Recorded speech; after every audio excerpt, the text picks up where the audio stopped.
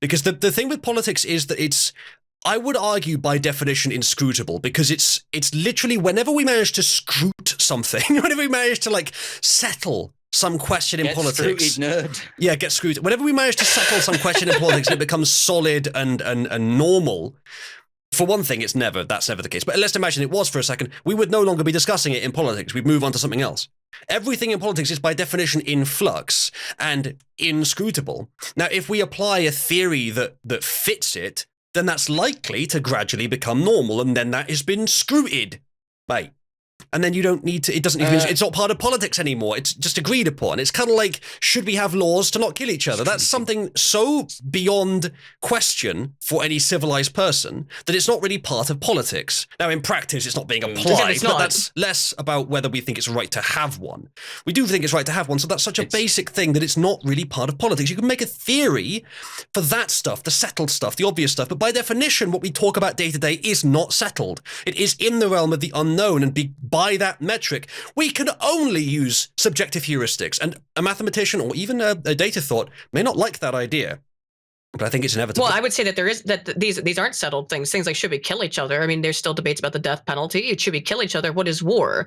So even things that you kind of said are settled there are not settled. Aydin, my point isn't that anything is truly settled. That was an example of like something close to settled. My point, like, it's a gradient, and with possibly nothing at the totally settled end. But by definition, it's all like up for discussion, and it's all so. Oh, okay. Don't diddle kids. That one's at the settled. All right? Sure. I think we got that one settled. My point is, it's all in flux by definition of being politics. The more politics something is, the more in flux it is, and the less scrutable to like rigid theorizing it is. You can do it; is ultimately amicable to science, but there's so many factors that subjective heuristic is necessary in practice. Mm-hmm. Yeah, I just say, Summers, excuse me, I'm not a right-wing socialist. I'm a right-wing Leninist. That's very different. No, we're leaving all that socialism stuff to the side. We'll nick all the power politics stuff. It'll be great. It's because of his letters. Maybe I'll get some of Lenin stuff out and we can talk about power politics at some point. But was he one of those socialists who didn't think much of the Juden? He was one of those socialists who didn't think. I was going to say he's one of those socialists who didn't think much of terror. He wasn't really a socialist anyway. He was somebody who wanted to be in power. Really, most of his writings are about that. So he doesn't talk about economic theory at all, really. And I think that's where the confusion came from, because it was really it was a discussion we were having about the rules for radical stuff, about using that stuff against the left. That's a very old talking point. It's actually something Sargon came out with. It's one of the best things he's ever come out with, apart from calling a bunch of people white. Because they were acting like white. It's kind of funny. A lot of anyway, but the point is that it's funny that people go, "Oh, you've become some form of socialist because you said that we should adapt ideas from the left." And I'm just like, well, I'm just taking the next step of the use rules for radicals against the left.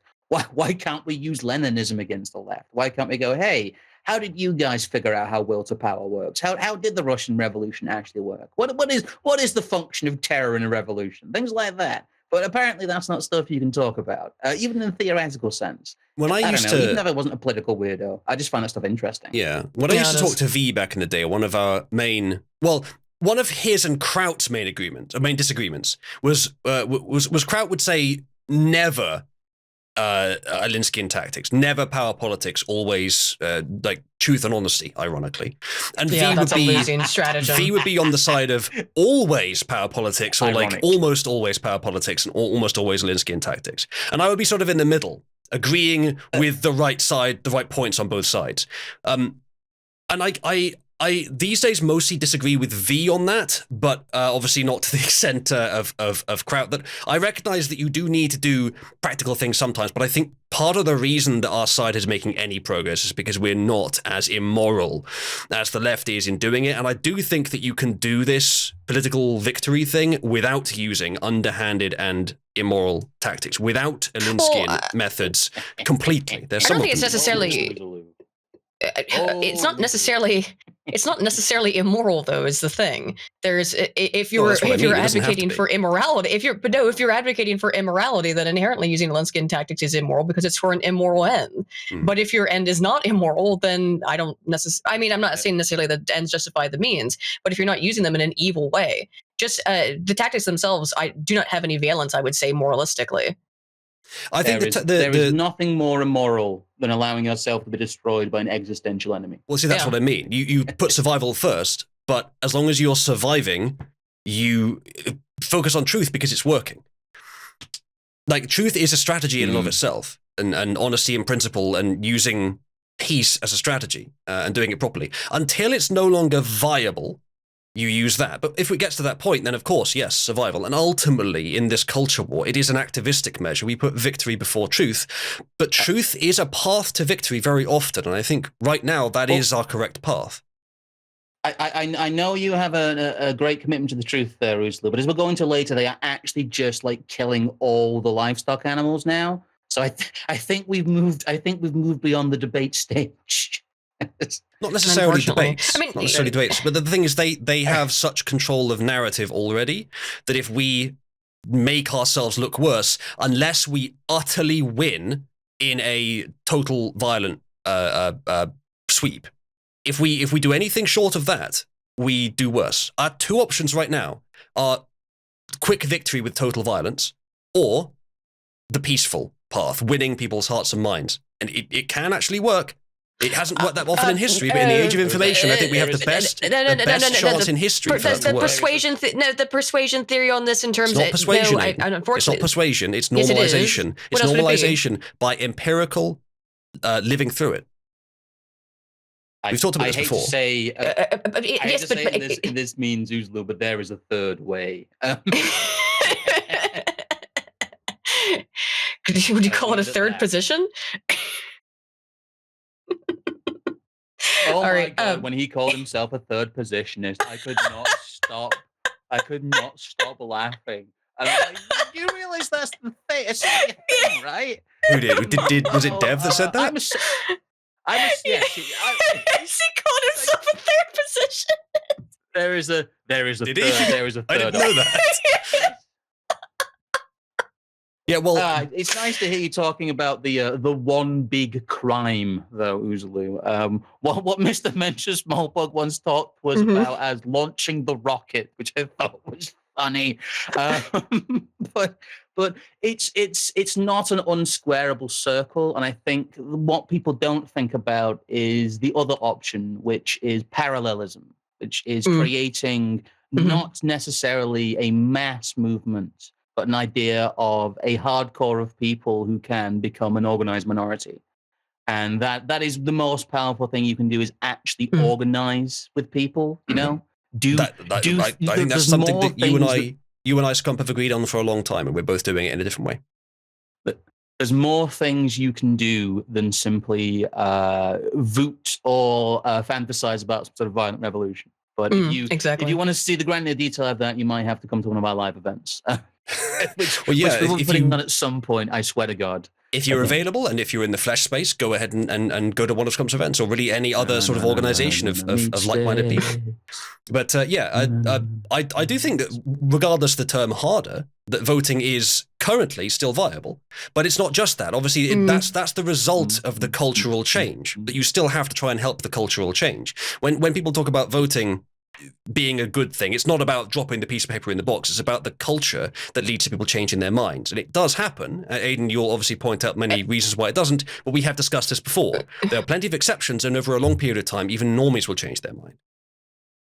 I fundamentally disagree. Normies almost never change their mind for a lot of reasons. Like I said, primacy effect, in terms of cognitive dissonance, in terms of behavioral consistency. People do not want to change their... And by the way, once they've voted, actually voting is an important aspect of it, because it is a physical action that someone knows that they have done, and then they have to change their mind after the fact, and that causes cognitive dissonance, which is psychologically painful. So, and yet it's already been happening. Has it? Yes. I'm too black-pilled on the idea that democracy could be fixed. I'm afraid that everybody always thinks in every age that it is happening, and it is in fact not happening.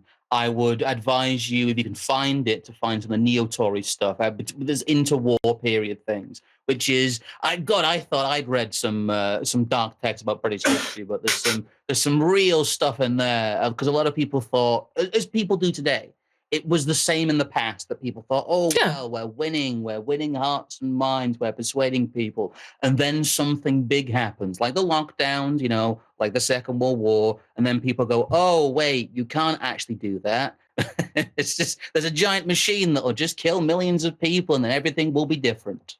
Yay. So people have also succeeded this path. The failures don't mean that we give up. When?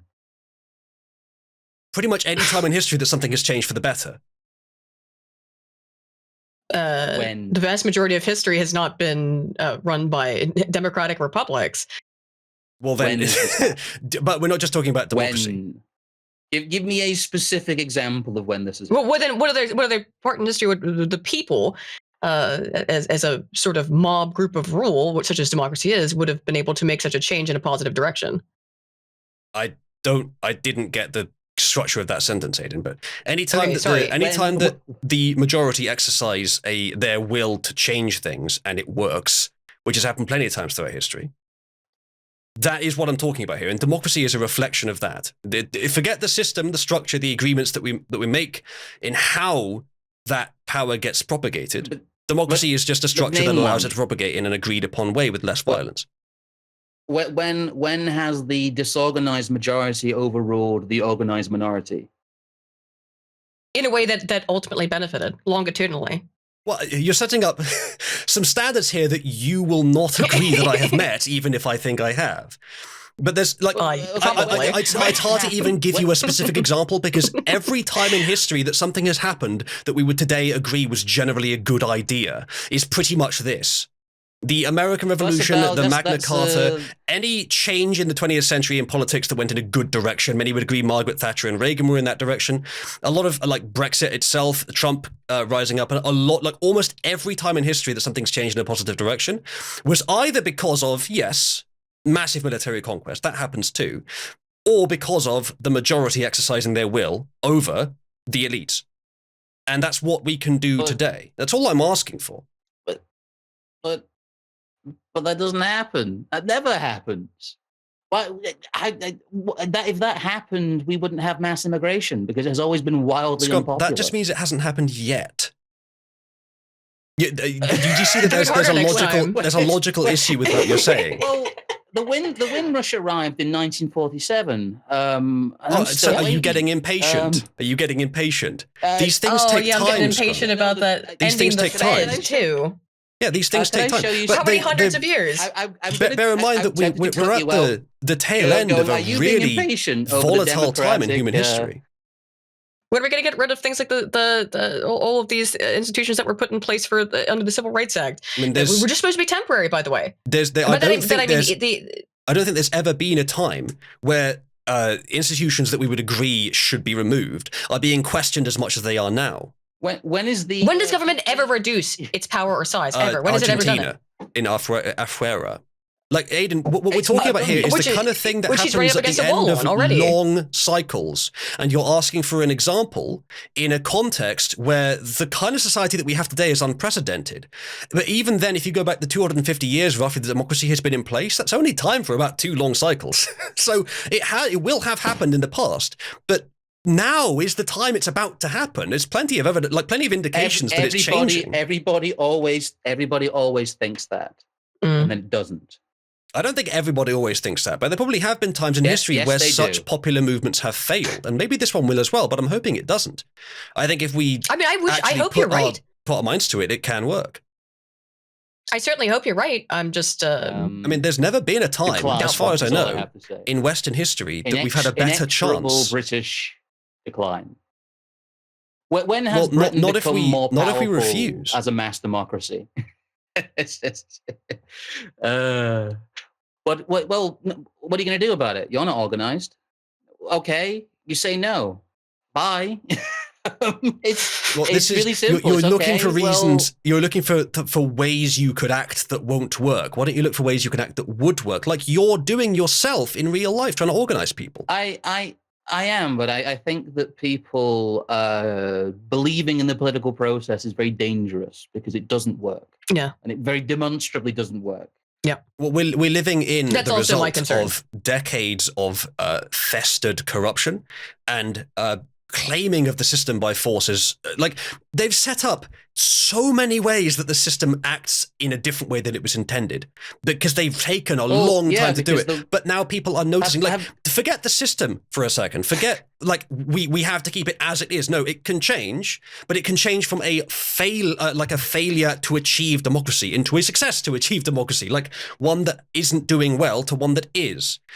We don't need to retain anything about the previous system. I would prefer that we retain the democratic experts, but we don't need to. We just need to remove the corruption. Whatever we tear asunder with it, that's part of the change of human nature that's always happened. It's never clean, but it can happen. It's always happened.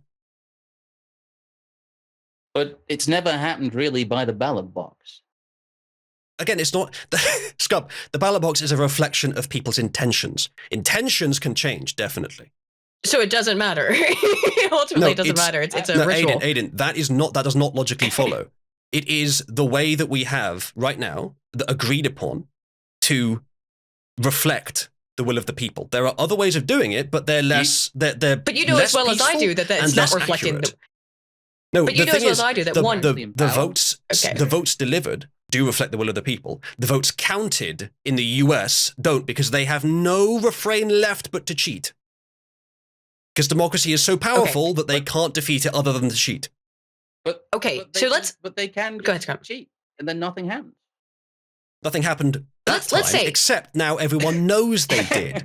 Nobody cares. This is political. No, lots of people care, Aydin. They have no more power. than half the country believes it was rigged in the US. And what are they going to do? Go protest and get arrested and put in jail for 4 more years? Again, you're looking for the ways, without even getting trial? Aydin, you're looking for the things that you could do that won't work. This is almost willful pessimism, whereas there's a wide range of things you could think about which could actually be effective, and they're the things that people that are doing the work are doing. Let's move on from this topic then. Let's talk about next meme. Yeah, sorry, unfortunately, Scrump, I have a certain don't think for a second that I'm taking this personally or being more on a different side. I welcome this discussion, and I know that we disagree. And this is one of the great discussions of this part of the culture war that we're going to continue having, and it won't affect. Yeah, which I appreciate at least being able to have, which you can't have with anybody. I just a lot of people, I should say. The South Park episode where it's like it keeps flashing on screen. This is what Scientologists actually believe. Yeah. I just want that, but it just says nothing happens in brackets. Because nothing happens. Nothing ever happens. Yeah. The thing is, Somnus and Years, the power that people have is it's just signaled by what you do at the ballot box. Again, forget the paper you drop in the box. That's not the point. The point is it's an indication of your will. And if the elites continue to disobey the will of the people, then the power of the people, which is the ultimate power in any nation, is going to eventually assert itself. They have the chance to get through this peacefully, but if they don't, then in the end, like it has many times in history, every rebellion, every revolution has been the result of the will of the people turning against the elite. That's by definition what it's been. There's been lots of revolutions. The mob is unruly, undirected. In history. It's basic crowd psychology. The mob is unruly, undirected, and does not make good decisions. There's some evidence that a whole bunch of people. We're talking about that's what democracy is. No, it's not. If that's what it is, then that's what every system is. We're talking about an organized group of people who represent the will of the people. We're talking about a section of. We're talking about a section of the people who organize themselves together, just as Scrump is doing, just as I'm doing as well, in order to represent the will of the people. And in the case that democracy or whatever other system you have breaks down, the rules agreed upon to maintain society break down, then violence becomes the only option. We may get to that point, but we're not there yet.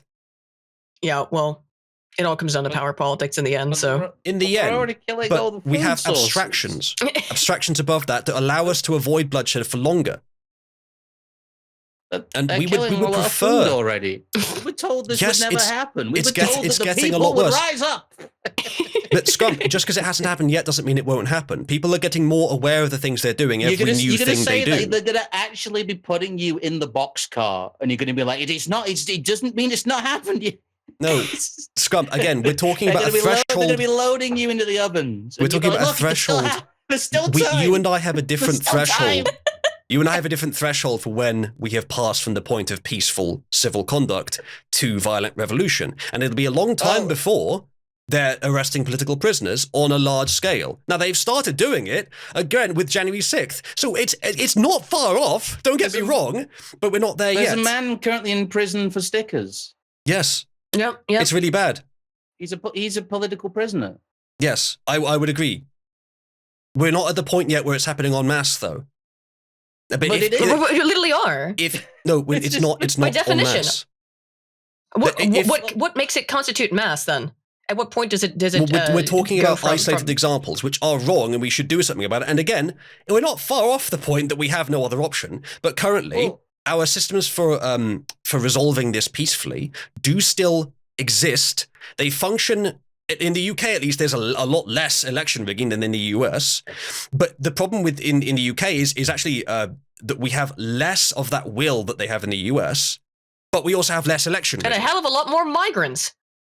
Who in terms of the data are more prone to vote, by the way, than the native population at this point. Yeah, that is a factor that could change this whole thing. That if it turns out that there's not enough British people left such that democracy will function, that's one of the primary requirements of democracy, that your citizens are of the country in whatever sense. They're actually British. If our people have been totally replaced, you're not going to have actually British if this continues.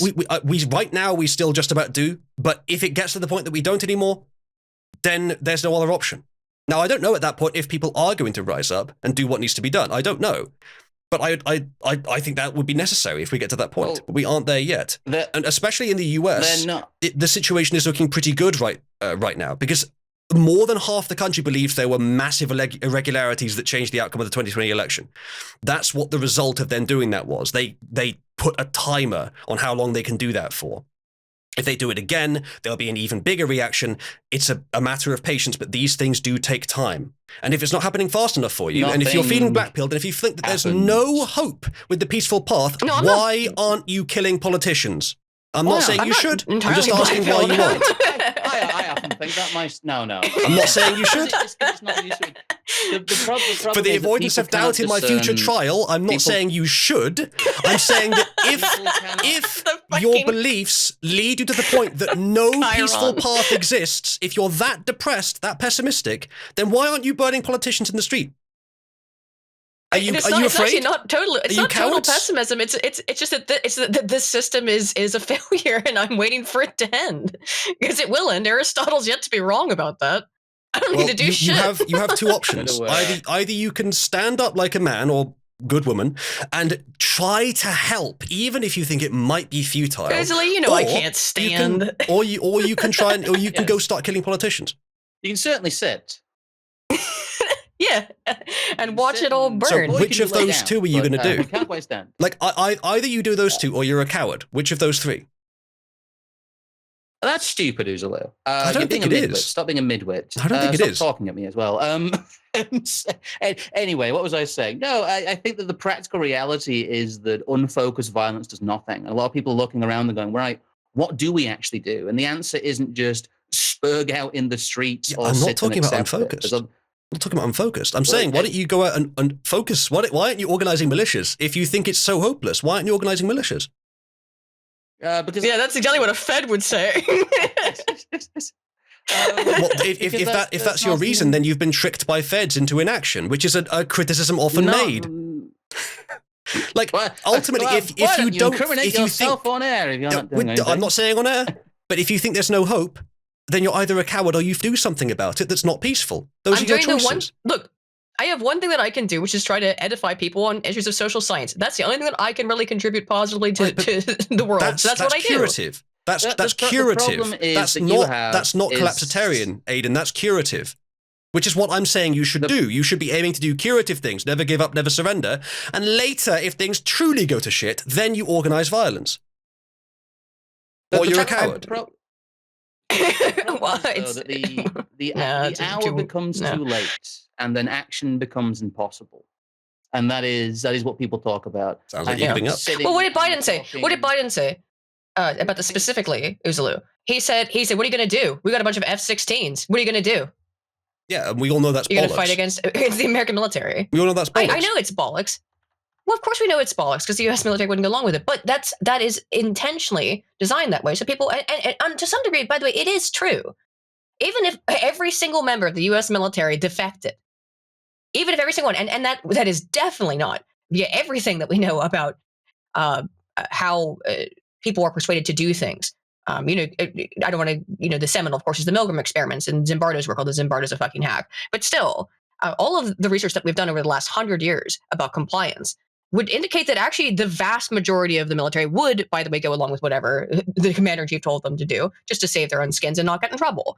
But even if all of them defected, the U.S. government still has drones and all kinds of other stuff that scare people shitless. The amount of power that even with the Second Amendment Americans have, comparatively to the government, is incomprehensible at this point. Yes, it worked in 1776. 1776 it worked, not in 2024, I don't think. I don't think that would really matter. Again, if I suspect that if we were talking about like 20 years ago, then most of the US military would not actually defect from the US government. But what we've done with these curative measures, these optimistic and culturally changing measures over the last 20 years, is we have, as you're doing it, educated people on the truth such that their opinion has gradually changed. Now, trying to deny that the opinion of the public has gradually changed in the direction we would prefer over the last 20 years would be madness.